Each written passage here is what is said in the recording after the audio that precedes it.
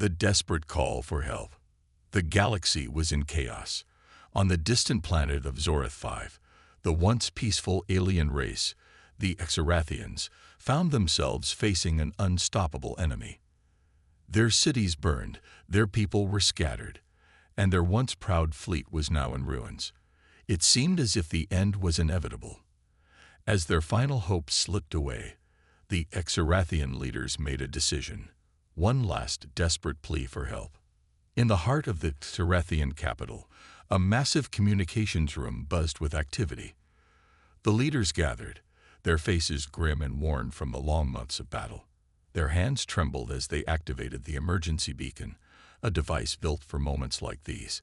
It would send a distress signal across the galaxy to anyone who might still listen. "Activate the beacon," one of the commanders said, his voice cracking with desperation. "We have no time left." The technicians worked quickly, their fingers flying over the control panels.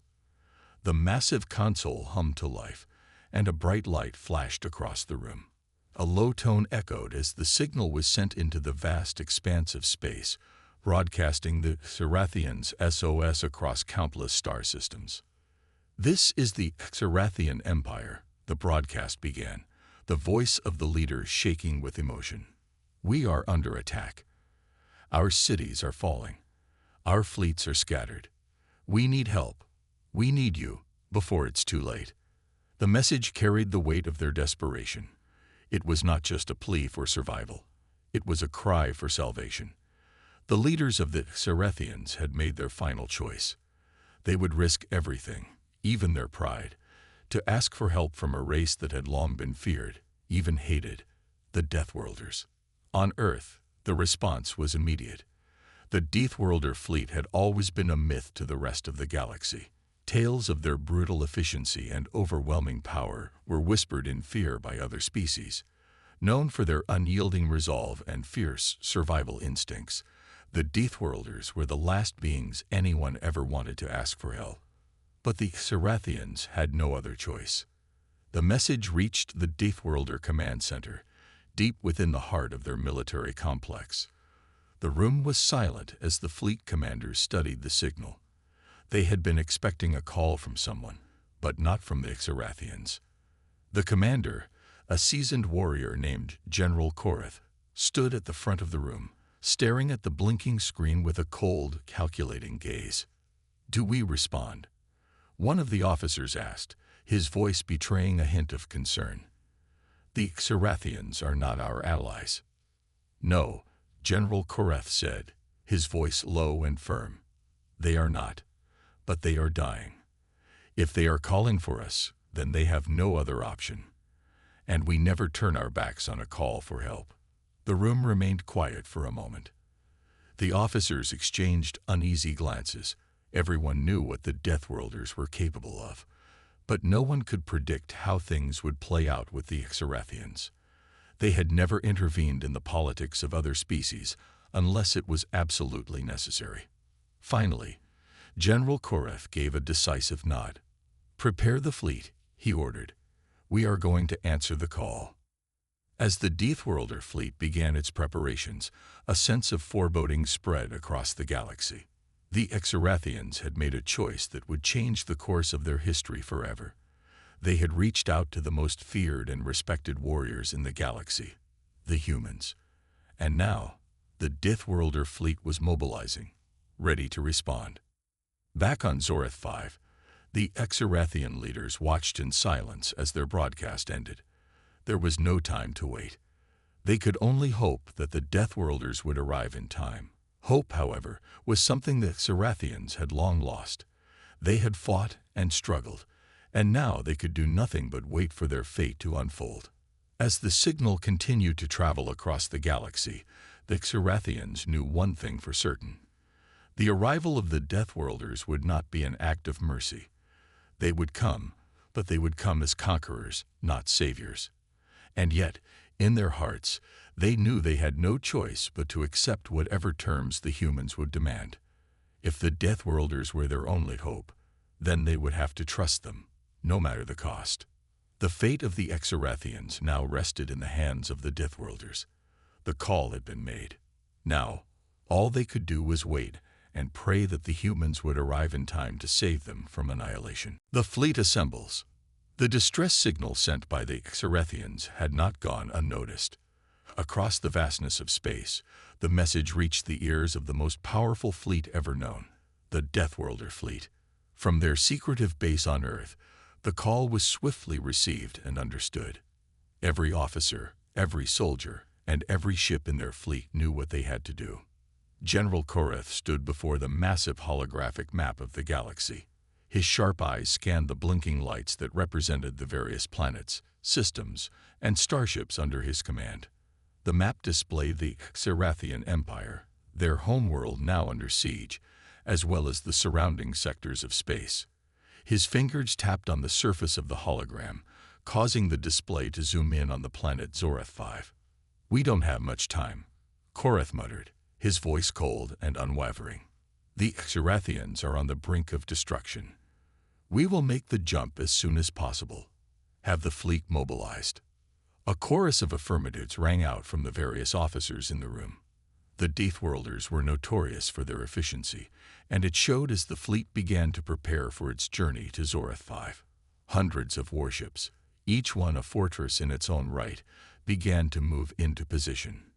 Each ship was armed to the teeth with weapons that made the strongest alien armadas tremble. Meanwhile, on Earth, the preparations were even more secretive. The Deathworlders did not announce their movements, nor did they share their plans with the rest of the galaxy. No one, not even the Xerethians, knew exactly what kind of response they would receive. The only certainty was that the humans would come, hard, fast, and with overwhelming force. As the fleet began its preparations, the Xerathians on Zoreth 5 could only wait. They had sent their plea, but they had no idea how quickly or how decisively the Deathworlders would act. All they knew was that they had put their fate in the hands of a force that was as unpredictable as it was terrifying. Back on Earth, the Deathworlder fleet was now ready. Massive ships, each one capable of annihilating entire fleets with a single salvo, had been assembled. These ships, with their heavily fortified hulls and unmatched firepower, were prepared to take on whatever the galaxy could throw at them. The Deathworlders were coming, and they were bringing their full might with them. "Engage the hyperdrive," General Koreth ordered. One by one, the warships in the fleet powered up their engines and activated the hyperdrives. The ship's massive engines roared to life, sending them streaking through space at unimaginable speeds. The void between the stars seemed to bend and twist as the fleet made its jump, each ship vanishing from its place in the galaxy only to reappear in a new location. Within hours, the fleet was nearing the Xerathian system. The deep silence of space was broken only by the hum of the fleet's engines as they moved closer to their destination. The Deathworlders did not speak much. They were warriors, each one prepared for what was to come. As the fleet approached Zoreth 5, the atmosphere on the flagship grew tense. Everyone knew the gravity of the situation. "I want all forces prepared for combat," Koreth said. "We won't be making a gentle entrance." His officers nodded, preparing the fleet for whatever awaited them on Zoreth 5. The Xerathians had no idea what kind of power the Deathworlders wielded. They had called for help, but they had no idea what kind of help they would receive. The Deathworlders were not known for their mercy. On Zoreth 5, the Xerathian leaders anxiously watched the sky. They had no way of knowing exactly when the Deathworlders would arrive, but they hoped it would be soon. Their planet was already under siege, and their defenses were failing. In the distance, the Xerathians could see the distant flashes of battle. The invaders were closing in on their last stronghold, and the end seemed inevitable. But then, something changed. A massive shadow appeared in the sky, blotting out the stars. It was as if the darkness itself had arrived to engulf the planet. The ground trembled as enormous ships began to materialize above the atmosphere. The first few ships were followed by many more, each one larger and more intimidating than the last. The Deathworlder fleet had arrived. The Xerathian leaders watched in awe as the fleet took position, surrounding the planet like a wall of iron. The enemy that had been threatening their existence was now in full retreat, and it was clear that the Deathworlders had arrived to tip the scales in their favor. We've been saved," one of the Xarathian commanders whispered, his voice filled with disbelief. But even as hope began to rise, the Xarathian leaders knew that their salvation was not guaranteed. The Deathworlders had come, but they had not come for charity. They had come to impose their will, and no one could predict what would happen next. The Deathworlder fleet had arrived. The galaxy would soon learn the consequences of calling upon the might of the most feared force in the universe. The battle unfolds. The Deathworlder fleet hovered in orbit above Zoreth 5, their massive warships casting shadows over the planet's surface. The Xarathians, still stunned by the sheer scale of the fleet's arrival, watched in awe and fear as the first wave of ships began to power up their weapons. The fleet's engines hummed with an ominous energy, the calm before the storm. General Korath stood at the command center of the flagship, his arms crossed as he gazed out at the Xarathian planet below. His face was impassive, as always, but his mind was sharp. He knew the situation was critical. The Xarathians had requested help, but they had no idea what they were truly asking for. "Prepare the fleet for engagement," Korath ordered in a low voice. His words were clear, concise, and filled with the authority that came from years of leading battles across the galaxy. "We will give them exactly what they asked for. No mercy." The officers under his command moved swiftly, working in perfect synchronization to ready their warships for battle. Massive turrets were locked into place, and the weapons systems powered up, each one more terrifying than the last. The Deathworlders were ready for war. As the fleet advanced closer to the Xarathian invaders, the enemy forces began to retreat, realizing too late that they were up against a force far beyond their capacity to contend with. The Deathworlder ships were equipped with the most advanced weaponry in the galaxy, capable of obliterating entire fleets with a single shot. There was no contest. The first battle commenced with terrifying speed. The Deathworlder fleet unleashed a barrage of fire, their weapons raining down on the enemy ships. The sheer force of the attack shattered the enemy's defenses, sending debris and explosions spiraling through space. The Xarathian ships, once confident in their superiority, were now helpless in the face of the Deathworlder's overwhelming power. From the bridge of the flagship, General Korath watched as the battle unfolded. His gaze never wavered. He was a seasoned leader, and he knew that in moments like this, emotions had no place. Victory was a matter of precision and overwhelming strength. "Target their command ship," Korath commanded. His voice was like steel, unwavering and sure. "Cripple their leadership, and their fleet will scatter." The command ship of the enemy, a massive vessel that had once been the pride of the Xarathian fleet, loomed large in the distance. It was surrounded by a protective group of smaller ships, but that would not be enough to stop the Deathworlders. The Deathworlder fleet's firepower was unmatched, and the enemy fleet was no more than a pitiful target. The flagship's weapons fired with precision, the massive beams of energy cutting through the space around them. The first shots hit the Xarathian command ship's shields, but they held for only a moment. With a second barrage, the shields shattered, and the command ship began to falter. Explosions erupted from within as the ship's hull buckled under the strain of the Deathworlder's firepower. "That's it," one of the officers muttered, watching the chaos unfold on the view screen. "Their fleet is collapsing." And so it was. The Xarathian fleet, once an imposing force, was now disintegrating before the Deathworlder onslaught. The enemy ships attempted to flee, but the Deathworlders were relentless. Every ship that tried to escape was destroyed in a matter of seconds, their engines overloaded and their hulls torn apart by the oncoming waves of fire. The Xarathians on the surface of Zoreth 5 could only watch in stunned silence as their enemies were decimated in space. They had sent out a desperate call for help, and now they were witnessing the full force of the Deathworlder's wrath. As the final enemy ship was obliterated, the Deathworlder fleet paused, taking a moment to survey the aftermath. The silence that followed was deafening. The Exarathian planet had been saved, but at what cost? General Korath's eyes narrowed as he stared at the now empty expanse of space. The Exarathians had been saved, but their survival had come at the expense of their pride and their strength. They would be forever indebted to the Deathworlders, and that was a debt that would not be easily forgotten. The Deathworlder fleet had proven its power once again. They had answered the call for help, and in doing so, they had cemented their place as the most feared force in the galaxy. But for the Exarathians, the victory was bittersweet. They had been saved, but their fate was now in the hands of their saviors. The galaxy would remember this day, not as a day of victory for the Exarathians, but as a reminder that no one could escape the wrath of the Deathworlders. "We're done here," Korath said, his voice cold. "Prepare to depart. Let them reflect on what just happened."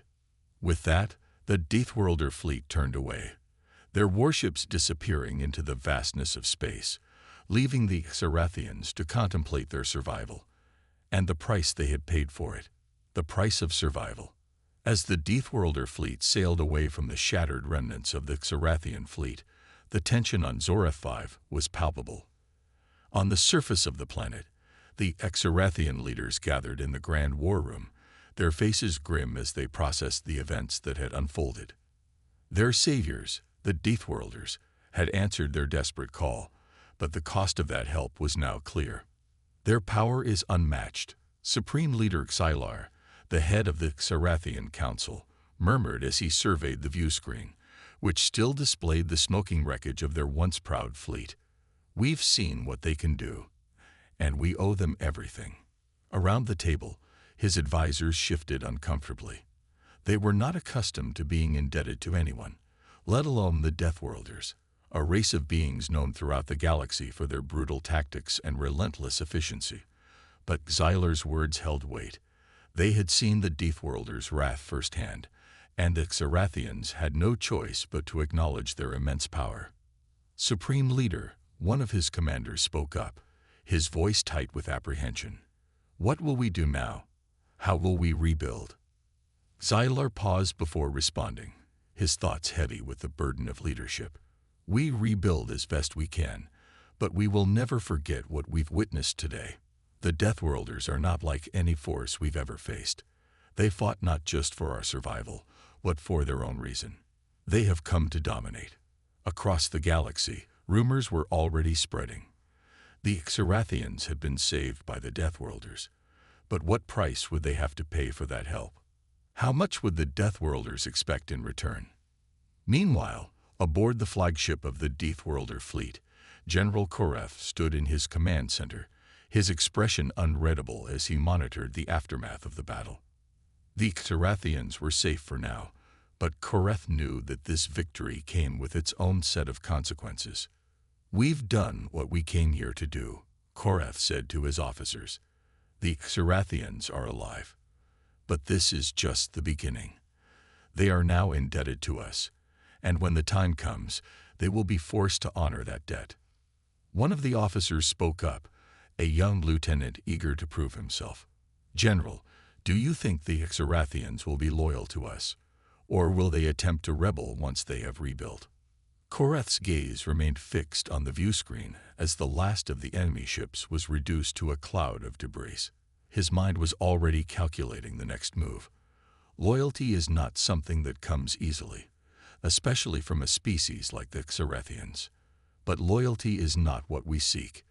What matters is power, and the ability to enforce that power when needed. The lieutenant hesitated, sensing the weight of Korath's words. "So you believe they will always be indebted to us?"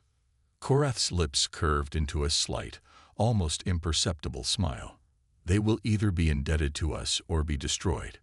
The choice is theirs." On Zorath 5, the atmosphere was tense as the Exarathian leadership convened to discuss their future. The threat had been neutralized, but a new fear had taken root, one that was far more insidious than any external invasion. "Do we have any choice but to cooperate with them?" Xylar asked, his voice heavy with the weight of the decision. If we refuse, we risk being destroyed. If we agree to their terms, we risk losing everything that makes us Sarathians. One of his advisors, a seasoned war strategist named Talrex, spoke up. We have no choice but to cooperate. We cannot afford to make enemies of the Deathworlders. Their fleet is unstoppable, and we are too weak to oppose them. But we must be careful. If we let them gain too much power, we may find ourselves under their control forever. Xylar nodded slowly, the realization settling in. They had been saved, but they had lost their autonomy in the process. Their survival now hinged on the will of the Deathworlders. The galaxy had just witnessed the true power of the Deathworlder fleet, and the Sarathians were left to grapple with the consequences. We must play the game carefully. Xylar concluded, his voice steely with resolve. We will accept their help, but we will keep our options open. If the time comes, we will find a way to break free from their grip. But for now, we will be allies. For survival's sake, the Deathworlder fleet, now far from Zorath 5, remained vigilant. The victory had been swift and overwhelming, but the Deathworlders knew that their role in this galaxy was far from finished. Korath, standing on the command deck, stared out at the stars ahead. The Sarathians are in our debt, he muttered. But they will not forget that we are not their only option. Our power is unmatched, but they will continue to test us. And when they do, we will show them just how easily we can crush them. The fleet cruised through the dark void, their ships as silent and deadly as the galaxy itself. The Sarathians were alive, but at what cost? The Deathworlders had come, they had conquered, and they would demand a price. The question was no longer whether the Sarathians would repay their debt, but when the time would come for them to answer. For now, the galaxy was at peace, at least on the surface. But the shadow of the Deathworlders loomed large, and nothing would ever be the same again. The hidden price. The galaxy was still reeling from the aftermath of the battle. While Zorath 5 had been saved, the Sarathians had learned a harsh truth. The Deathworlder fleet's help came at a cost. There was a heavy, unspoken tension hanging in the air, a new fear that had begun to settle into the minds of the Sarathian people. It was not just about survival. It was about the price of survival, and the realization that they were now beholden to a force they could neither fully understand nor escape. On the surface of Zorath 5, Supreme Leader Xylar convened a clandestine meeting with his closest advisors. The room was dimly lit, the air thick with the smell of old war maps, and the sounds of hushed whispers. Xylar sat at the head of a long table, his fingers pressed against his forehead in deep thought. How long do we have before they come to collect?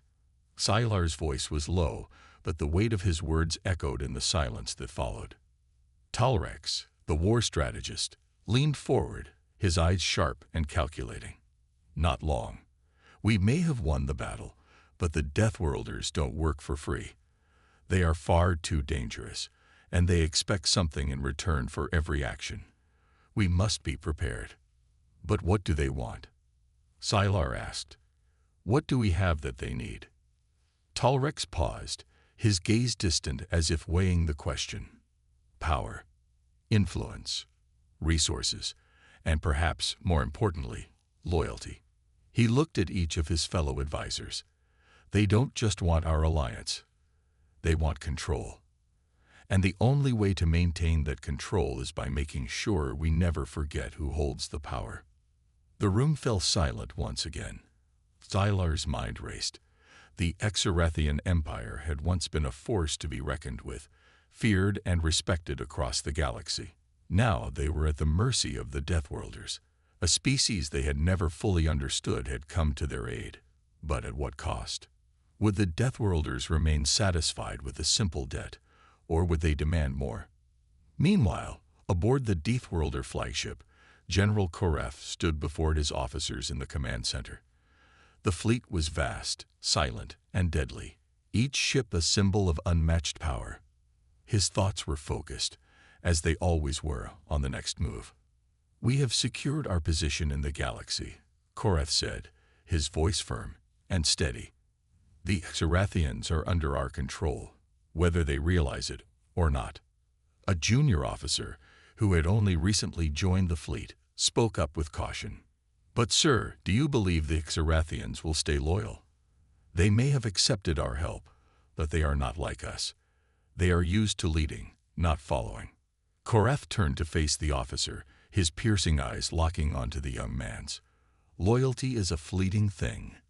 What matters is power. And power is something the Exarathians will learn to respect, or they will face the consequences. The officer hesitated, then nodded. Korath's words were always sharp and direct, and there was no room for doubt in his voice. Keep monitoring their communications, Korath continued. Let them believe they have a chance to rebuild. But we are watching. Every move, every decision. When the time comes for us to collect, we will be ready. Korath's eyes narrowed as he turned back to the stars beyond the command center's viewport. The Deathworlders were not saviors. They were conquerors, and their presence in the galaxy would be felt for generations to come. Back on Zorath 5, the Exarathian leaders faced a difficult choice. They had been saved, but now they had to live with the consequences. Could they truly repay the Deathworlders for their aid, or would they become nothing more than puppets to the ruthless force that had come to their rescue? We must act quickly, Xyler said, his voice betraying his unease. We cannot wait for the Deathworlders to come to us. We must take the initiative. We must find a way to turn this debt into a bargaining chip. Ulrex looked at Xyler, his expression unreadable. And how do you propose we do that? We are in no position to negotiate with them on equal terms. We barely escaped total annihilation. I know, Xyler said, his voice quiet with realization. But we must play the game. The galaxy has already seen what happens when the Deathworlders act. They are not just conquerors, they are opportunists. We need to be prepared to strike when they least expect it. The room was filled with a sense of foreboding as Xyler's plan began to take shape. There was no escaping the Deathworlders, but there might be a way to outsmart them. The Exarathians were survivors, and if anyone could find a way out of their debt, it was them. The Deathworlder fleet continued its journey through the galaxy, its mission clear. Korath's focus never wavered, but he couldn't help but wonder what the Exarathians were planning. They were a cunning species, and he knew better than anyone that no one could be fully trusted. Do you think they will try to resist us? Asked one of Korath's officers. Korath's lips curled into a slight smile. Let them try. The Exarathians are weak compared to us. They will learn that their survival is not in their own hands, it's in ours. The fleet moved through the galaxy like a shadow, always waiting, always watching. And the Exarathians would soon learn the true price of their survival. They were no longer the rulers of their fate. The Deathworlders had ensured that. Xyler sat down heavily, knowing that the next chapter of their story was one they could not escape. The Deathworlders were not done. They had only just begun. The Deathworlders' fleet, distant but ever-present, loomed like a shadow over the galaxy, and as the Exarathians turned toward their uncertain future, one truth became clear. The Deathworlders had come to stay. The fleet's arrival. The tension was unbearable. Zorath 5 sat under the looming shadow of the Deathworlder fleet, a fleet that had been forged in the fires of countless wars, and now cast a long, unrelenting shadow over the galaxy. The Exarathians, who had once been a proud and independent species, now found themselves at the mercy of the Deathworlders. Xyler, the supreme leader, stood before the council of his people, his mind racing. The message had been received. The Deathworlders would arrive soon, and with their arrival, the true cost of their so-called salvation would become painfully clear. We have no choice, Xyler said, his voice heavy with the weight of the decision. The fleet is coming. We cannot outrun them, nor can we fight them. They are too powerful. Our only option now is to comply. The council members exchanged uneasy glances, but none dared to speak. They knew the truth. They had no bargaining power left. The Deathworlders had saved them, but at what cost? We must prepare, Tyler continued, his words filled with a sense of grim finality. We will do what they ask, but we must make sure they understand that we are not their slaves. We will comply, but we will not bow. Meanwhile, aboard the Deathworlder flagship, General Koreth stood at the helm, looking out at the vast expanse of space. His fleet had traveled far to reach Zorath 5, and they were now mere hours away from their destination. The time for subtlety had passed. The time for action had arrived. Koreth turned to his command staff, his voice cold and commanding. Prepare the fleet. The time has come to make our presence known. Zorath 5 has served its purpose, but it is time to remind them who holds the power now. Is second in command. Commander Vela nodded solemnly. Understood, sir. We will be ready. Koreth's eyes narrowed as he stared at the stars ahead. The Xerathians had been useful for now, but their usefulness was coming to an end. Once the Deathworlders had secured their place, they would no longer be a mere alliance. They would be an empire, and the galaxy would tremble beneath its might. We will make them understand, Koreth said, more to himself than to anyone else. They will know that they are not free. They will know that they belong to us now. Back on Zorath 5, the people anxiously awaited the Deathworlders' arrival. The streets were eerily quiet, the usual hustle and bustle replaced by nervous whispers and furtive glances. The once proud species, who had stood tall against the galaxy's greatest threats, now cowered under the looming presence of their would-be saviors. Tyler had called for a final council meeting, a last-ditch effort to preserve whatever dignity they had left. The council chamber was packed with representatives from every corner of the planet, each one nervous, unsure of what to expect. We must show strength, Zyler said, standing before them. We cannot let the Deathworlders see our fear. We will greet them with respect, but we will not bend. We will not let them take everything from us. But in his heart, Sylar knew the truth. The Deathworlders would take what they wanted. They always did. The moment arrived. The sky above Zorath 5 darkened as the Deathworlder fleet descended, a sea of warships blotting out the stars. The air was thick with tension, and even the most hardened warriors of the Xerathian army stood silent, their gazes fixed on the sky. Sylar and the council stood at the landing pad, watching the ships approach. The fleet was magnificent, huge, powerful, and menacing. There was no question now that the Deathworlders had arrived, and they had come to claim what was theirs. A heavy silence fell over the crowd as the lead ship, the flagship of the Deathworlder fleet, descended slowly toward the planet. It was a sight to behold, a massive structure of gleaming metal, with weapons and engines that seemed to pulse with an otherworldly energy. As the flagship landed, the ramp lowered, and the first of the Deathworlders stepped out. Their appearance alone was enough to send a chill through the Xerathians. Tall, broad, and clad in armor that gleamed like dark steel, they radiated an aura of power and menace. Koreth, the leader of the Deathworlders, stepped forward, his eyes scanning the gathered Xerathians. He didn't speak at first. He didn't need to. His presence alone was enough to command respect. Zylar stepped forward to meet him, his posture stiff and formal. Welcome to Zorath 5, General Koreth. We are grateful for your help, but we are also eager to discuss the terms of our future relationship. Koreth's gaze never wavered. There will be no negotiations, he said, his voice like gravel. You owe us, Tyler, and now you will pay the price. The words hung in the air like a sentence, and for a moment, Sylar thought he might collapse. The Deathworlders had come to collect, and there would be no mercy.